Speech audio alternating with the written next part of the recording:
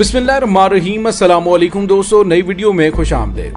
दोस्तों, हुकूमत पाकिस्तान हार गई और मजहबी जमात जीत गई। दोस्तों, फ्रांस के सफीर को मुल्क बदर करने से मुतालिक करारदाद कौमी असम्बली में मंजूर कर ली गई। दोस्तों, इसके बाद पाकिस्तान के लिए कौन कौन सी मुश्किलात खड़ी होने वाली हैं, वीडियो की तफसील में जाने से पहले आप देख रहे हैं हकीकत की दुनिया डॉक्टर अली के साथ। हमारा चैनल सब्सक्राइब करके घंटी के निशान को दबाना मत भूलिएगा। इस वीडियो को ज्यादा से ज्यादा फेसबुक, व्हाट्सएप और सोशल मीडिया पर शेयर जरूर करें। शेयर और लाइक करने के साथ साथ कमेंट बॉक्स में पाक फौज जिंदाबाद, पाकिस्तान पाइंदाबाद और पाकिस्तान के गुमनाम हीरोज को सलाम का नारा कमेंट जरूर कीजिएगा। दोस्तों, एक तरफ यूरोप पूरी दुनिया को पुरअमन होने का झूठा दर्श देता है, तो दूसरी जानिब आजादी राय के नाम पर दीगर मज़ाहब के मुकद्दसात की तौहीन पर तौहीन करता चला जा रहा है। फ्रांस, जो कि पिछली कई दहाइयों से मुसलमानों और रसूलुल्लाह सल्लल्लाहु अलैहि वसल्लम की तौहीन करता आ रहा है, वही ढिठाई से रियासती सतह पर आजादी राय के नाम पर उसे कबूल भी करता है। लेकिन साथ साथ आपको ये मालूम होना चाहिए कि अगर आप मगरिब में हॉलोकॉस्ट पर बात करें तो आपसे ये आजादी राय छीन ली जाएगी और बदतरीन सजा भी दी जाएगी। हाल ही में फ्रांस की जानिब से तौहीन नामूस रिसालत के रद्द-ए-अमल में पाकिस्तान में जो दंगा फसाद हुआ वो किसी से ढका छुपा नहीं है, और इसके साथ ही इस पूरे एहतजाज का जो मंबा था वो ये था कि पाकिस्तानी हुकूमत फ्रांसीसी सफीर को फिलफौर मुल्क छोड़ जाने का हुक्म दे दे। दोस्तों, अगरचे ये बात कहने और बोलने में बहुत आसान है, लेकिन पाकिस्तान ने फ्रांस का अगर मुकम्मल तौर पर बायकॉट कर दिया तो मंजरनामा बहुत तेजी से तब्दील हो जाएगा। ये पाकिस्तान के लिए शर्म और खौफनाक बात साबित हो सकती है। इसी बात को मद्देनजर रखते हुए अगर पाकिस्तान फ्रांस का बायकॉट कर दे और रस्मी ताल्लुकात खत्म कर दे तो पाकिस्तान को किन किन मुश्किलात का सामना करना पड़ेगा, इस पर तफसील से बात करेंगे। पहले आपको ये बताते चलें कि फ्रांस के सफीर को मुल्क बदर करने से मुतालिक करारदाद कौमी असम्बली में मंजूर कर ली गई है। और दोस्तों, मुस्लिम लीग नून के 34 अरकान ऐवान में मौजूद इजलास में पीपल्स पार्टी का कोई रुकन शरीक नहीं हुआ और JUI के 7 और जमात इस्लामी का एक रुकन ऐवान में मौजूद था।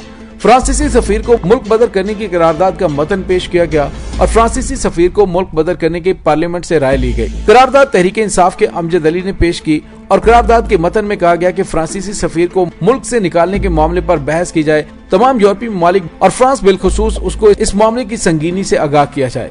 और दोस्तों, करारदाद में ये कहा गया कि तमाम मुस्लिम ममालिक से इस मामले पर सिरे हासिल बात की जाए और इस मसले को इज्तिमाई तौर पर बैनुल-अक़वामी फोरम्स पर उठाया जाए। करारदाद के मतन में कहा गया कि ऐवान मुतनाज़ फ्रांसीसी मैगजीन चार्ली हेब्डो की जानिब से तौहीन अमेज खाकों की इशाअत की मुसम्मत करता है और खाके के शाया करने पर पूरी दुनिया के मुसलमानों की तरफ से शदीद गम और गुस्से का इजहार किया और एक बार फिर आलमी सतह पर मजहबी हमआंगी और अमन को ठेस पहुँचाने की कोशिश की गई। तमाम यूरोपीय ममालिक बिलुमूम और फ्रांस बिलखुसूस उसको मामले की संगीनी से आगाह किया जाए। दोस्तों, करारदाद में ये भी कहा गया कि सूबाई हुकूमतें एहतजाज के लिए एक जगह मुख्तस कर दें ताकि अवाम के रोजमर्रा के मामलात में कोई रुकावट ना हो। करारदाद में ये भी कहा गया कि बैनुल-अक़वामी ताल्लुकात के मामलात रियासत को हल करने चाहिए और कोई फर्द, गिरोह या जमात इस हवाले से कोई दबाव नहीं डाल सकता। दोस्तों, ये है उस करारदाद का मतन। और अब बात करते हैं कि अगर पाकिस्तान ने फ्रांस के साथ ताल्लुकात मुनक़ता कर दिए तो पाकिस्तान के लिए कौन कौन से मसाइल बहुत बड़े पैमाने पर खड़े हो जाएंगे। दोस्तों, नंबर 1 के फ्रांस यूरोपीय यूनियन का एक अहम रुकन है और पाकिस्तान पर यूरोपीय यूनियन के काफी ज्यादा कर्ज हैं।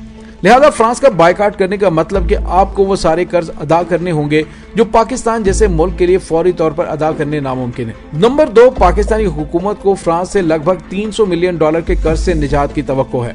नंबर 3 ये कि फ्रांस फेटफ का एक अहम मेंबर है जिसमें पाकिस्तान पहले ही ग्रे लिस्ट में शामिल है और इससे निकलने के लिए जद्दोजहद कर रहा है। लेकिन पाकिस्तान की जानिब से फ्रांस का बायकॉट करने की सूरत में फ्रांस भी पाकिस्तान का बायकॉट कर सकता है, जिससे पाकिस्तान के ब्लैक लिस्ट में जाने के इम्कानात रोशन हो जाएंगे। अगर फेटफ ने पाकिस्तान को ब्लैक लिस्ट में शामिल कर दिया तो पाकिस्तान की करेंसी न सिर्फ ये कि कम कीमत हो जाएगी बल्कि पाकिस्तानी नोट सिवाय कागज के टुकड़े के और कुछ नहीं रहेंगे। नंबर 5 ये कि तकरीबन 1,10,000 पाकिस्तानी फ्रांस में रहते हैं, लिहाजा बायकॉट करना फ्रांस में रहने वाले पाकिस्तानियों के लिए परेशानी का बायस बन सकता है। नीज वो पाकिस्तानी जो यूरोप के दीगर ममालिक में रहते हैं उन्हें भी परेशानी का सामना करना पड़ सकता है। लिहाजा रियासत कुछ भी इकदाम उठाए इससे कबल इसके बारे में जरूर सोचे। नंबर 6 ये कि फ्रांस की पाकिस्तान आर्मी में बहुत बड़ी सरमायाकारी है। अगर रियासत ने बायकॉट किया तो वो तमाम मुआहदों से दस्तबरदार हो सकते हैं, यहाँ तक कि पाकिस्तान रिजलम की बुनियाद पर कोई रद्द-ए-अमल नहीं कर सकता। और दोस्तों पाकिस्तान के पास सिर्फ एक ही रास्ता है, क्योंकि फ्रांस कैथोलिक रियासत है और ईसाई मजहबी शिद्दत पसंद कहलाते हैं, तो उनके सामने फिलहाल कोई भी शिद्दत पसंदाना रवैया रखना खुद उनकी अना को ठेस पहुंचाएगा, जो कि पाकिस्तान के मुफाद के लिए बेहतर नहीं है। लिहाजा डिप्लोमेसी ही वाहिद हल है जो पाकिस्तान के पास है। और दोस्तों सबसे आखिर में ये कहना चाहूंगा कि इस हालत में पाकिस्तानियों को करना क्या चाहिए। हकीकत ये है कि बहैसियत रियासत हम फ्रांस के खिलाफ कुछ भी नहीं कर सकते, लेकिन पाकिस्तान फ्रांस से $200 मिलियन से ज्यादा का सामान दरामद करता है। अगर पाकिस्तानी कौम मुआशरती तौर पर उनकी मसनूआत का बायकॉट कर सके तो ये ज्यादा मौसर साबित हो सकता है, क्योंकि हमारी रियासत मगरिब के एहसानों तले दबी हुई है और यहाँ तक कि हम अपने अकीदे के मुताबिक रिसालत माब सल्लल्लाहु अलैहि वसल्लम की नामूस का दिफा भी रियासती सतह पर करने की सलाहियत नहीं रखते। तो सबसे अहम सवाल ये पैदा होता है कि आखिर फ्रांस का बायकॉट कैसे करें। दोस्तों इसका जवाब यह है कि तालीम, तहकीक, टेक्नोलॉजी, तरक्की और दीगर तमाम पैदावारी जराए से पाकिस्तान इस सतह पर पहुंच सकता है जहां वो किसी भी मुल्क का बायकॉट कर सकता है। दोस्तों दूसरी जानिब तहरीक लब्बैक पाकिस्तान नामी मजहबी सियासी जमात पर इसकी पुरतशद्दुद कार्रवाइयों के बाद हुकूमत ने बाकायदा पाबंदी का नोटिफिकेशन जारी किया और अब चांसेस ये हैं कि हुकूमत और तहरीक लब्बैक के दरमियान जो मुआहिदा हुआ है उसकी रूह से शायद अब कल अदम करार दी गई तंजीम को दोबारा से बहाल कर दिया जाए। और दोस्तों इसका इस्तेमाल भारत ईद के बाद फेटफ के इजलास में कर सकता है। इंडिया और फ्रांस खुलकर लॉबिंग कर रहे हैं कि किसी तरह से इसमें पाकिस्तान ब्लैक लिस्ट हो जाए। खुदा न खास्ता उनकी ये बात पूरी हो जाती है तो इंडिया पाकिस्तान की बोटियां नोचेगा। दोस्तों यूं लग रहा है कि जैसे पाकिस्तान को साइडलाइन करने के लिए एक बड़ी ही घिनौनी मंसूबाबंदी की जा चुकी है। दोस्तों जब मुल्क में मईशत बेहतर होना शुरू हुई, डॉलर की कीमत गिर गई, तो अब इमरान खान के खिलाफ मुहिम शुरू हुई है कि किसी तरह इस हुकूमत को बदला जाए और जहां पर अमेरिका वो असर और सूख जो चाइना और रूस के आने से पहले अमेरिका का था, अमेरिका को दोबारा किसी न किसी तरह वापस लाया जाए। और दोस्तों इसमें उनके जो मुहर्रिकात, मोहरे और प्यादे हैं उनका इस्तेमाल किया जा रहा है। पहले इमरान खान को आइसोलेट करने की बातें की गयी। दोस्तों सवाल ये पैदा होता है कि कौन कौन यहाँ पे ऐसा है, किसको पाकिस्तान की गवर्नमेंट पीटीआई ने धोखा दिया और कौन है जिसने इमरान खान को धोखा दिया। और दोस्तों हुकूमत की जानिब से तहरीक लब्बैक को कल अदम जब करार दिया गया तो हमने माजी में देखा कि कल अदम होने के बावजूद तालिबान ने पाकिस्तान भर में अपने नेटवर्क को वसी किया और मुल्क के तूलो अर्ज में तखरीबकारी और खून अशामी की नई तारीखें रकम की, जिसका जिक्र करके भी खौफ महसूस होता है। तो दोस्तों ऐसे में एक आम आदमी ये सोचने पर मजबूर हो जाता है कि हुकूमत ने कल अदम करार देकर जो कला फतह करने का शादियाना बजाया था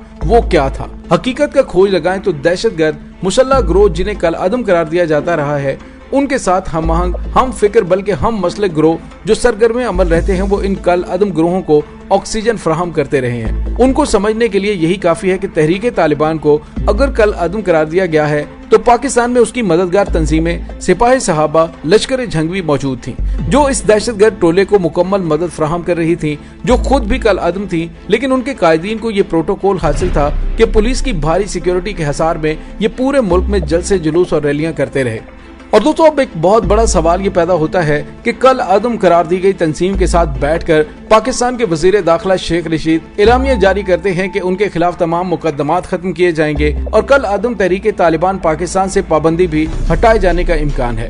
लेकिन दोस्तों यहाँ पे आपको ये भी बताते चले कि सूबाई वजीर कानून राजा बशारत का कहना है कि अगर हमने फ्रांस के सफीर को निकाला तो उससे बैनुल-अक़वामी सतह पर असरात मुरतब होंगे और पाकिस्तान ने फेटफ की पाबंदियों से निकलने के लिए जो कोशिशें की हैं वो सारी की सारी सबूताज हो जाएंगी।